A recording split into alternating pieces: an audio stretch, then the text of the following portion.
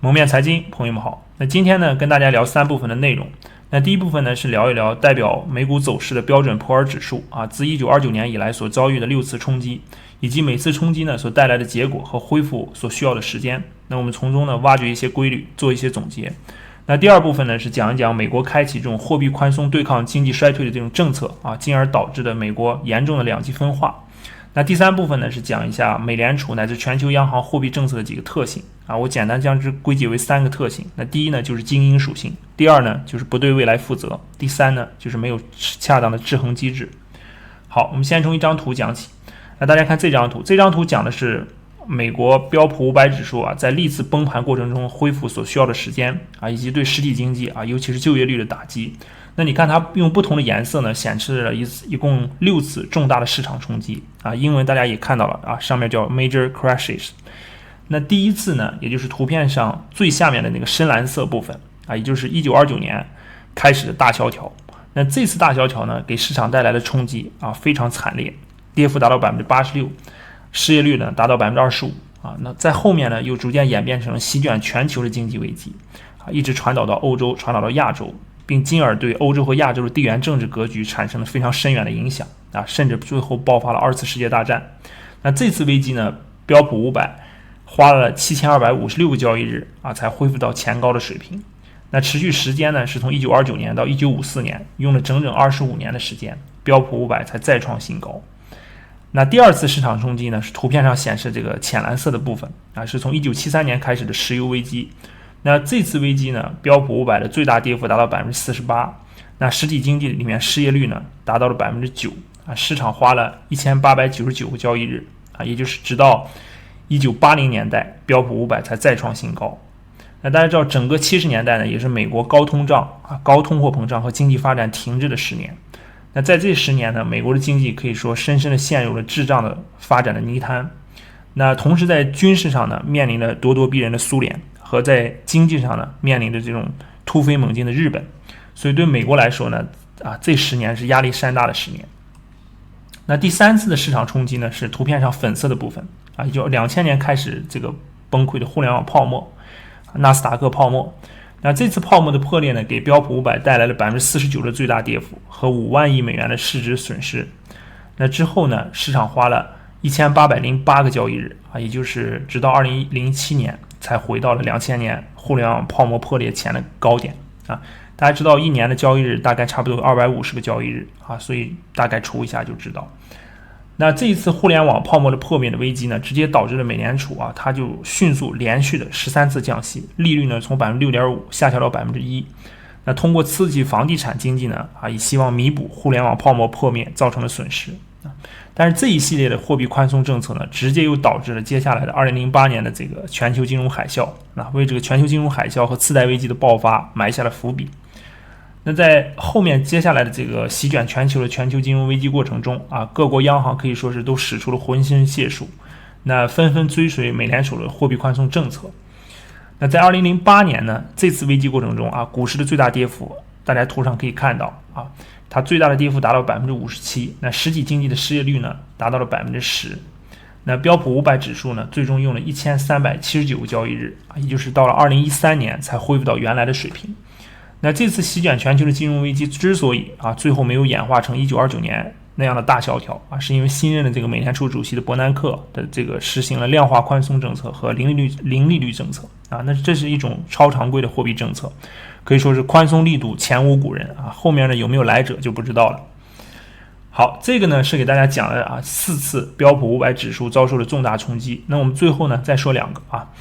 那第5次呢是1987年发生的黑色星期一股市崩盘非常有名这个 Black Monday 黑色星期一，单日的跌幅达到 22% 超过 22%。 也就是自那一次以后呢，美国的股票市场引入了这个熔断机制我不知道大家还记不记得这个中国股市在2015年也引入了这个熔断机制结果这个中国的熔断此熔断非彼熔断，可能水土不服结果这个熔断变成了熔炉无数的投资人的财富化为了灰烬。好，那说回美国1987年的黑色星期一这次虽然跌幅很大但是给标普500带来的最大跌幅呢只有 29%那最终呢标普500只花了402个交易日就又创了历史新高。那最后一次呢，就是我们最新的这一次啊，也就是今年3月份的这一次。那疫情呢，给标普500指数带来了34%的最大跌幅，那失业率呢，则达到了15%啊。可是这次非常神奇啊，这么大的冲击，那市场呢，最终只用了117个交易日就恢复了原状啊，也就是3-4个月的时间。那好像什么都没发生过一样，市场呢又恢复到了疫情前新高的位置啊，可以说是非常神奇的 V 字复苏。那再次呢，给投资人新一轮的末日狂欢啊！大家欣喜的发现，这个音乐还没有停，而且声音呢更嗨了啊，所以就继续跳舞。那只不过这次呢很多人感受到了市场的一些诡异啊，甚至部分警觉的投资人呢，这个后背有点发凉啊，因为投资人的这个财富增长太快了，而绝大部分的人呢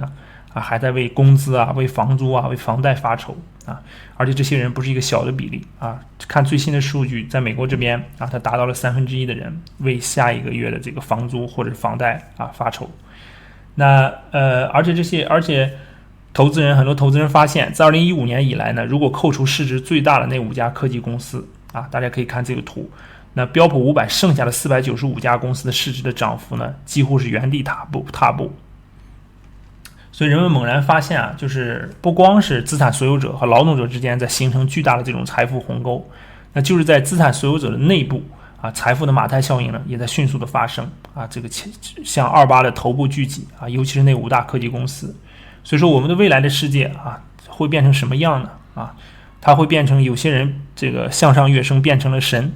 大部分人呢这个会向下坠落，好像回到了丛林社会是未来究竟是一个什么样的世界呢？好，那我们再讲一下，再来看一张图那这张图呢是美国联邦基金利率也就是美联储调整货币政策的利率你可以看到从1975年开始在70年代，美国呢当时是经历了严重的滞胀，后来在美联储主席沃尔克的这个紧缩政策下，到1980年的时候，联邦基金利率达到了20%。此后呢，便一路开始大降东去，一浪比一浪低的这个历程。那这个呢，其实跟美国10年期国债收益率的走势呢几乎是一样的也是从1980年代的高峰开始一路向下。那目前呢，每年这个美国的10年期国债利率在0.57%的位置。所以这整个从1980年代以后，其实美国的这个社会的财富分化就开始加剧一直走到今天这个财富的聚集水平变得越来越夸张那我们先来看一张图，那这张图显示的是这个1%的人他的这种收入占比的这个比例这个只还是 income 在收入层面，那还没有考虑资产层面。那光收入层面可以看到，这个1928年的时候1%的人占有达到25%，将近25%的这个财富这个收入。到2007年呢同样达到这个比例。那这个图因为直到2010年就结束了。那到现在呢，相信这个1%的人的比例占有的财富更多了更集中了。那事实上，在美联储在2008年救市以后呢，整个的股市和这个整个资产市场这个非常畸形，就是占财产最多的1%的人，那他们的财产呢增值了264%，那中产阶级的资产呢仅增长了不到50%，那最底层的10%的人呢，资产仅增加了30%多一点这种繁荣可以说是结构性的是非常分化的，非常畸形的。那最薄弱的环节呢是中低阶层的民众。那接下来我们就讲第二部分就是这个造成美国两极分化的这个原因是什么那我们讲第一个呢，就是美国的金融自由化的过程，就是从1980年代开启的金融自由化过程第二个呢，就是这种刚才讲持续的救市政策，就每当市场遭遇危机，无论大小美联储的这种货币宽松政策都会进行一种逆周期的调节。那我们先说货币就是金融自由化的进程。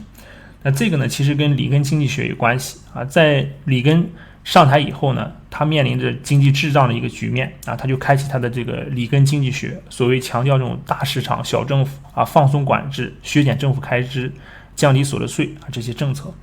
那从1980年代开始呢，美国开启这个金融自由化进程以后呢，华盛顿政府他就放松了对金融市场华尔街的管制先是呢1980年的银行法废除了对存款利率的限制，那金融衍生品市场呢就开始井喷式的增长。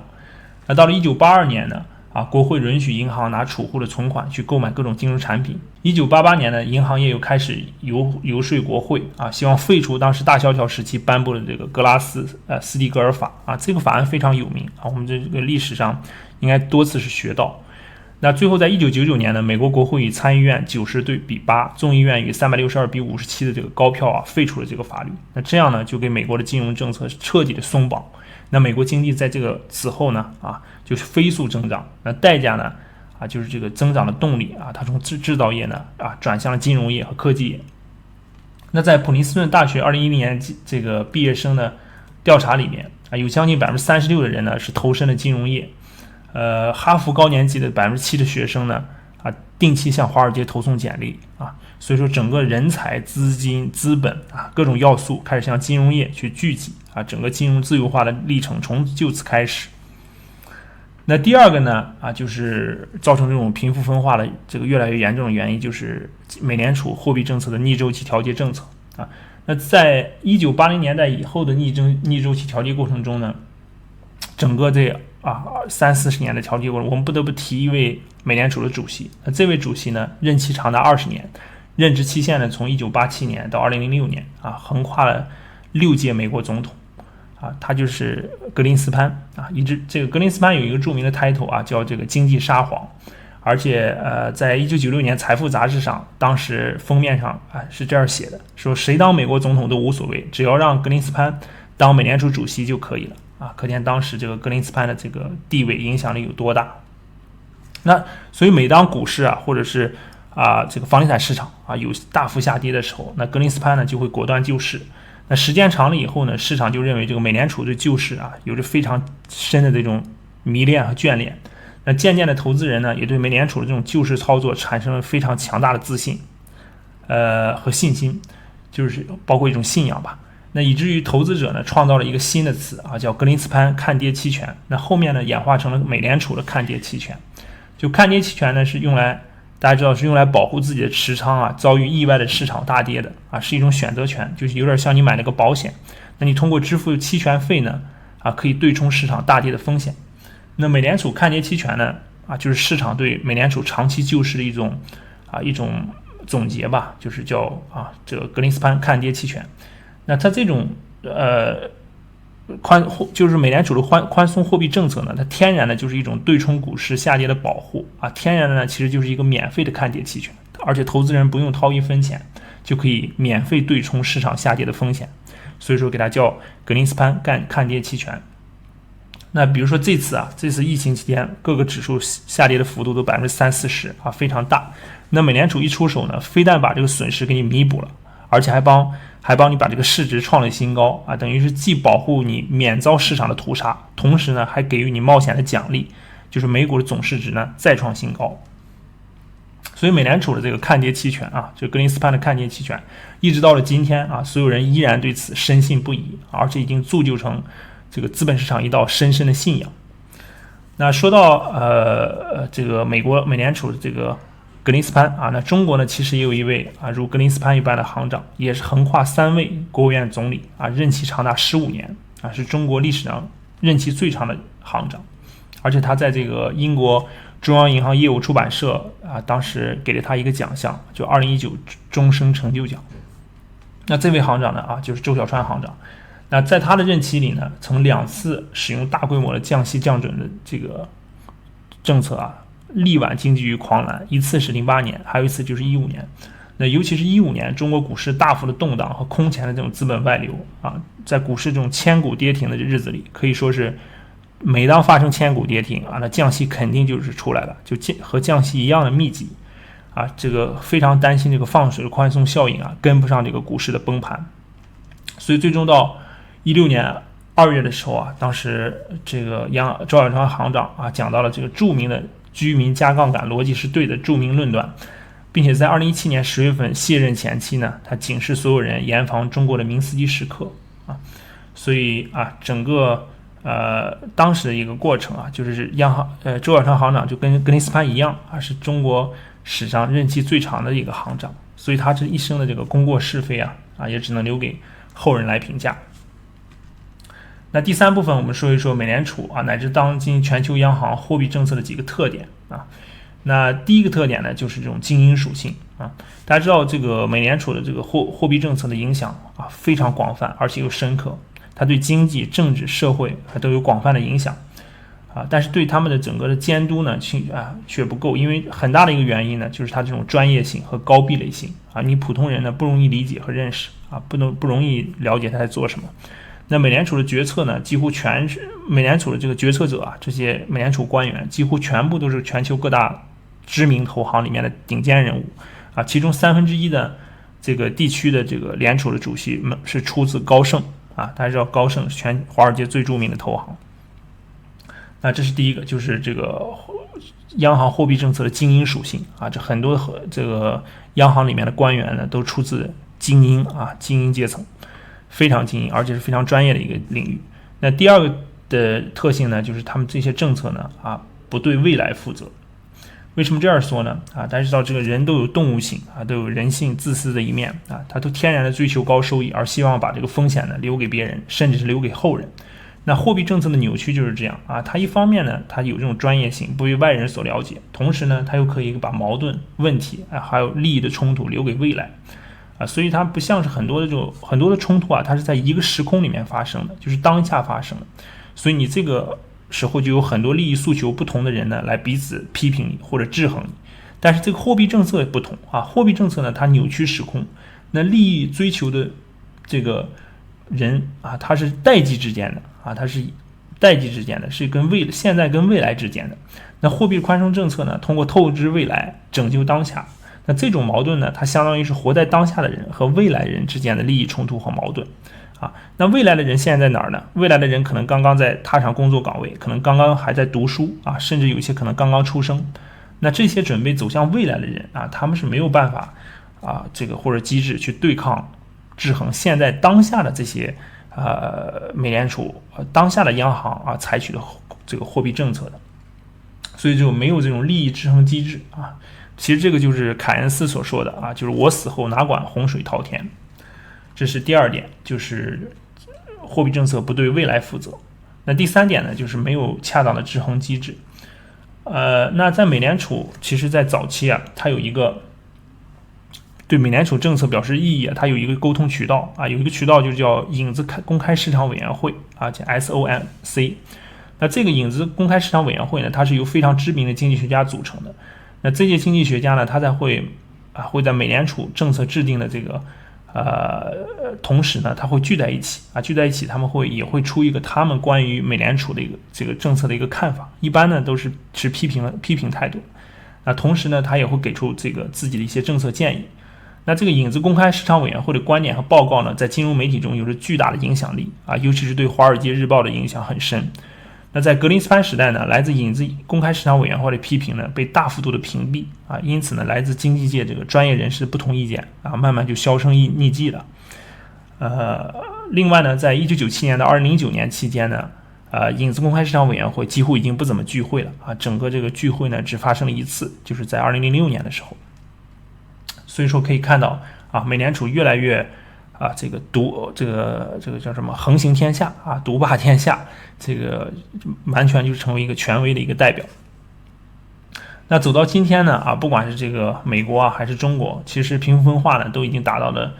非常惊人的程度也就是2%的人占有了80%的社会财富。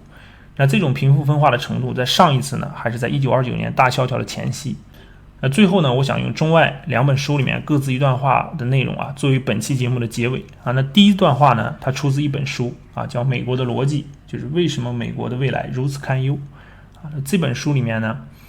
它有这样一段话那这段话是怎么说的呢？他说，一个富有的地主买了一头牛，而他的邻居也就是一位贫穷的农民一辈子呢都买不起这样一头牛。那于是呢，这位农民向上帝寻求帮助，那没想到上帝居然回应了他的祈祷，说自己可以帮他。但这位农民呢，并没有要求上帝给他一头同样的牛，而是告诉上帝把富人那头牛给杀了。那第二段话呢，这来自中国伟大的这个思想家孔子《论语》的记事的第16篇。那其中有句话我相信大家也听过他的这个前半部分就是不患寡而患不均，不患贫而患不安，盖君无贫，和无寡，安无倾。好了，今天的分享就到这里，感谢大家的观看，我们下期再见。